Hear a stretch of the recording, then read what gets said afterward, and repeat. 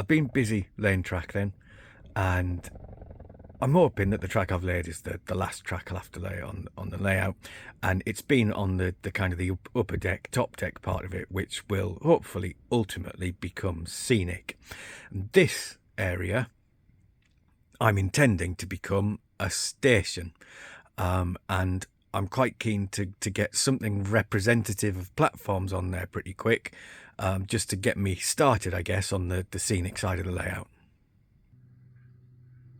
And I've rigged up here some kind of representation, again, of what a full station might look like. So first of all, I do want the station to be long enough to actually hold my longest realistic train. The longest realistic train is that class 43 blue-grey there. I think that's got 7 Mark III coaches on it.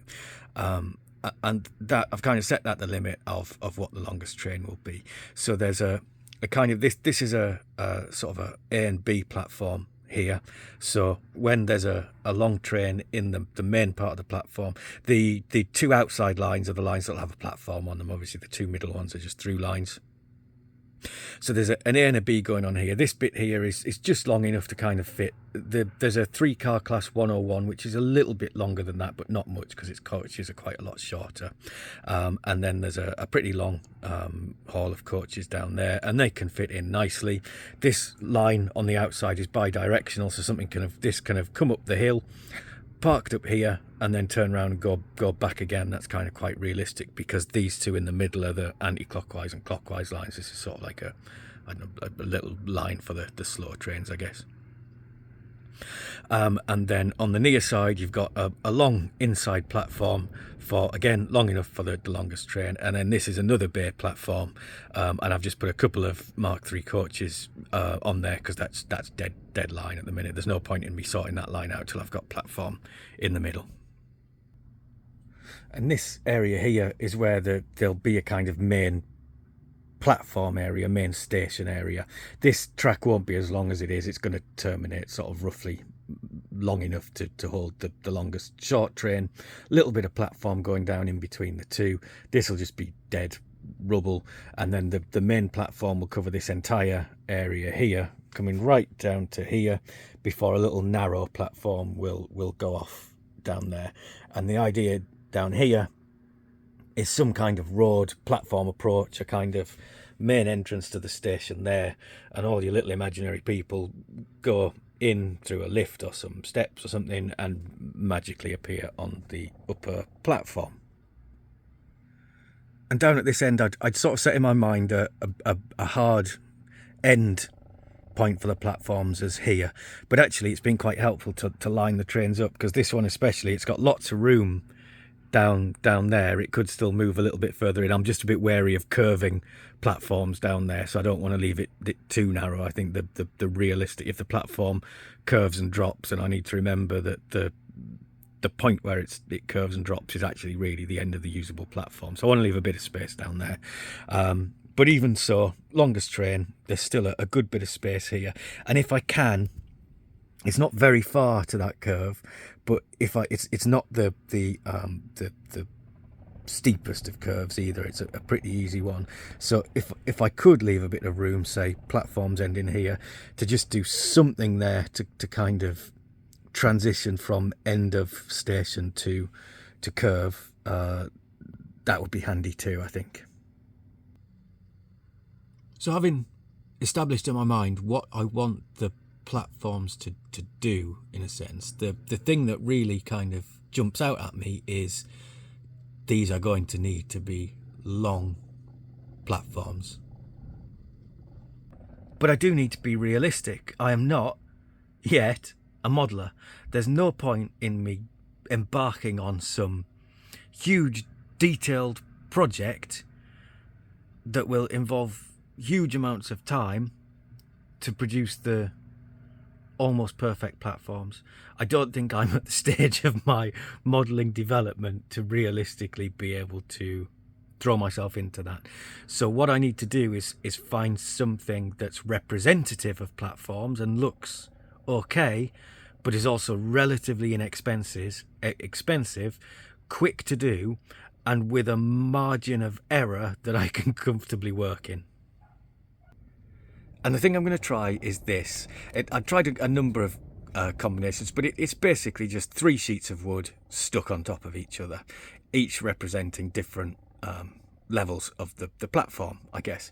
I like I think what I'll get for free with this is some kind of contour. Is the plywood at the bottom is patterned, and okay, it might not be to scale, but if I paint that and try and make it look representative of brickwork, then that's 6 meters of brickwork very, very quickly. And then the other consideration, I tried to get just 2 sheets of paper, 2 sheets of wood on top of each other, one sticking out a little bit for the lip. Problem with that was I couldn't really find 2 combinations of wood. The plywood, the target height needs to be about 18 millimeters of the 3 together. But the ply only comes in 12 and 18. 18 meant no lip. And 12 is a bit too low. I'd tried a 5mm sheet up here, but it didn't look right. The lip was too fat. But what I've come up with in the end is a 12 and then 2 3s.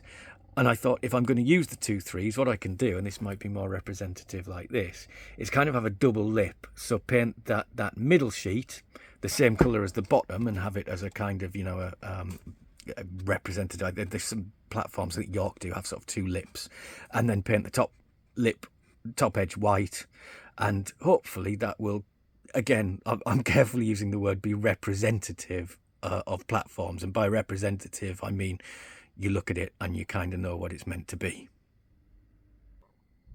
That leaves me then with about 9.5, say on the far side, at 9.5, about 3.5 meters of wood that I need down here, and I can't cut that with a handsaw. I mean, it would take me years and it wouldn't be very straight and not very convincing. So I'm going to go off and buy a couple of sheets from B&Q. They've got a big cutting machine there, so I just need to make sure I've got accurate measurements. So I think, say here I need about 3 or 4 millimeters to the train, and I have I've measured up a little bit, especially here. I've put a couple of blocks of wood where the train could come, just to make sure I'm as certain as I can be that there's no platform rub. Ideally, I'd want the new pieces of wood to line up perfectly on the edge of here, but I've got that little bit of again, margin for error, because if it overhangs slightly over here, or if it's a little bit in, just to get the measurement perfect to the train, it's not the end of the world because it's not visible back here. But it'd be nice to line it up nice and straight, because it'll be easier to get in straight then. So what I need to remember, say it's whatever it is, I can't quite see that from here, say it's 95 millimeters. Say I want 95 millimeters of platform here. What I need to start writing down and keeping track of course, is that's, if I allow, say I'm thinking about 2 mil for a lip. So 95 mil will be the top layer of the 3 mil sheet. So then I need a 93 as well. And then I need a 91 of the 12 mil ply, so that they line up nicely and with the lips.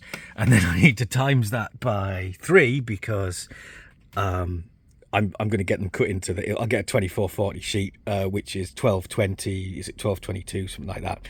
1220 on the width, so much as the same as I've done with these boards, I'll get it cut like that. So the platforms will be roughly the same length as these boards in here. So I can see I sort of need at least 3 to get all the way along. A little bit more complicated on this side. I need the narrow bit. Again, I'm going roughly by the length of the sheets that are already here. I know if I go from there to there, I've got enough of the little narrow bit. So, but again, whatever that was, I've measured up already. 75, then the top 75, next layer 73, and the ply is 71. And then I've got a much wider bit here, so I need to measure that up. I'm gonna have to cut it lengthways, because if I get the full sheet, it's going to go up to about halfway between those 2 coaches, which will be too long because I'll have to dig into it. But again, I'd rather get too much. So 1 big sheet, or three sheets on top of each other, that length, and then 1 that will just go down the middle of there. I don't want any platform on this side. I think the 1 platform in there is enough, so the platform will kind of the main platform here will end there and come in, and again a little bit will head off in that direction, and then I'll have to maybe taper it off at the end there too. I'm now back from B&Q. He must have wondered what on earth I was up to with all these kind of millimetres apart cuts, but it's all done. It all came out of one 2440 sheet of 12mm ply and one 2440 sheet of 3mm hardboard. So I said relatively inexpensive, but that's I think 40 quid for the ply and maybe something like 12 for the hardboard. And then it cost me about an extra £10 in cuts because there's so many cuts. But it's here and it's lined up. It's just placed for the time being.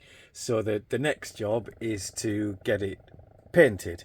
And to start with, all I'm going to do is I picked up a few paint samples. I'm going to try and get this. I'm going to try dark grey and I'm going to try dark red, see which works the best. So bottom layer, the ply will be red or grey. Next layer up, red or grey, same as whatever I go with on the ply. And then the edge of the next one up, the top one, will be white, not on this side obviously, to represent the edge of the platform. Oh, and dark grey on the top. Well, I'm starting to think that this has possibly worked out as well as I could have hoped. The light's inconsistent, so it's looking a little bit lighter down at that right hand side than it actually is. But I like the double lip. I don't know if I can quite get underneath that, but I like the way it juts out. The red is half decent.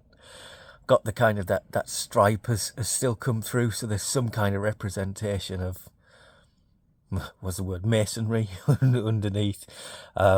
And then the white stripe on the top, and there may be just about the lip, maybe on a little bit on the thick side, but this is close up, and it's not so bad. There's a lot of finishing touches. It's only just placed for the time being, so I've got to start looking at fastening stuff down, and then the last thing I do will be I'll get some masking tape out and put a consistent white line along the edge of it all. And further away from a distance, there it is all laid down. That's 3 1 metre or 1.2 metre lengths, so that's going to end up being about 3.6 metres of platform along the far side. And it's maybe just about the right length. I think on the near side it needs to move up a bit, and there's not quite enough on the far side, but I do have another metre of it to finish it off. Although these aren't perfectly lined up, because all of these boards that make up the platform are the same length, and I don't really want all of the joins to happen at exactly the same place. This might be better if I push it down a bit because it's still sticking up. So what I think I'm going to do is saw a couple of the bottom sheets in half, so I can stagger, not both of them in half, but at different lengths, so that I can stagger the platforms a bit. I want to saw the tops as minimally as possible, just because they're already, it doesn't look like it there, they're already machine cut straight, and I want as tiny a gap as possible between the joins on the top layer, because they're visible, but it doesn't really matter on the bottom because only those tiny little bits of them are visible. I've screwed down the first 2 levels of the platform then. It doesn't matter that these have screw holes in them because they're not going to be seen anyway, they're going to get covered, so I thought I might as well start with a good firm screw in. So I've started with this bit because this is where the risk of platform rub is, so I do have a little test loco and a couple of others lined up as well. So then the next job is to get a top layer on where it's going to be properly aligned, and see if I get, first of all, any platform rub from locos coming across this set of points, and then assess if the gap between the train and the platform is good enough. Top layer on then, and I'm just above the layers that I've screwed down, and just making sure everything's flush down this back. That's how I know everything's straight and aligned.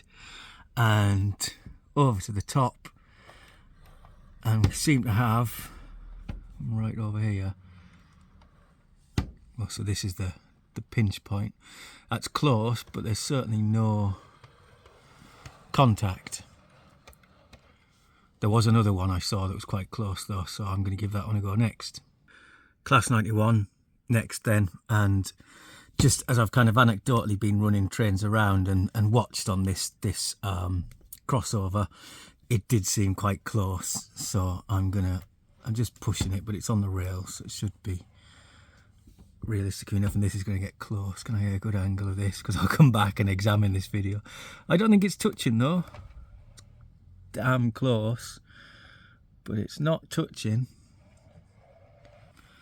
Looks like easy clearance here. No issues there. So I think we're good. Fastening the bottom two sheets down, screwing them down, seems to have gone quite well, but it is quite apparent that the drilling and screwing makes a bit of a mess of the hardboard, which is more like cardboard, I think, than hardboard. So although that's working, it doesn't matter that there's a mess on that lower level. It's become apparent that I can't, I would be ill-advised to make screw holes drill through the top layer, because it's going to take quite a lot of fixing. So I think the top layer will have to go down with glue. I would also really like to put some sloping ends on the platform, so I'm going to concentrate on those two things first and sort of learn all the lessons I can learn, and then I'll get on with the near side as well.